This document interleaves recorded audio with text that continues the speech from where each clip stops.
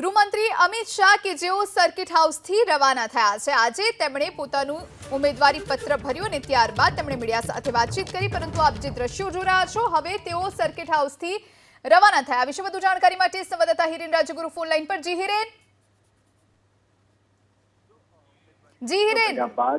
ઉમેદવારી ફોર્મ રજૂ કર્યા બાદ અમિત શાહ ગાંધીનગર સર્કિટ હાઉસ ફરી આવ્યા હતા અને ત્યાં મુખ્યમંત્રી ભૂપેન્દ્ર પટેલ પણ હાજર હતા।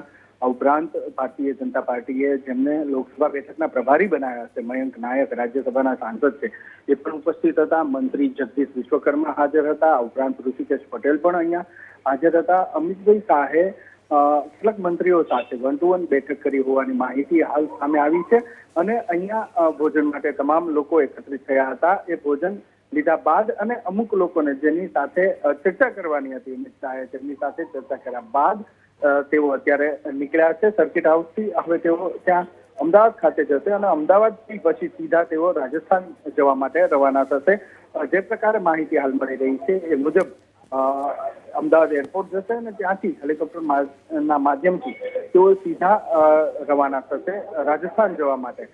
ગૃહ રાજ્યમંત્રી હર્ષભાઈ સંઘવી પણ અહીંયા ઉપસ્થિત હતા જ્યારે અમિત શાહ સર્કિટ હાઉસ આવ્યા હતા ત્યારે। આ ઉપરાંત જે સાણંદના ધારાસભ્ય છે કનુભાઈ પટેલ એ પણ અહીંયા ઉપસ્થિત હતા। દ્રશ્યની અંદર અત્યારે પણ જોઈ શકો છો એ મુજબ મુખ્યમંત્રી ભૂપેન્દ્ર પટેલ, ગૃહ રાજ્યમંત્રી હર્ષ સંઘવી, આરોગ્ય મંત્રી ઋષિકેશ પટેલ, જગદીશ વિશ્વકર્મા સહકાર મંત્રી અને કનુભાઈ પટેલ સાણંદના ધારાસભ્ય, આ તમામ લોકો અહીંયા જોવા મળી રહ્યા છે। થોડી વાર પહેલા જ તે અહીંથી અમિત શાહ હવે અમદાવાદ જવા રવાના થયા છે અને ત્યાંથી તેઓ રાજસ્થાન ચૂંટણી પ્રચાર માટે જવાના છે।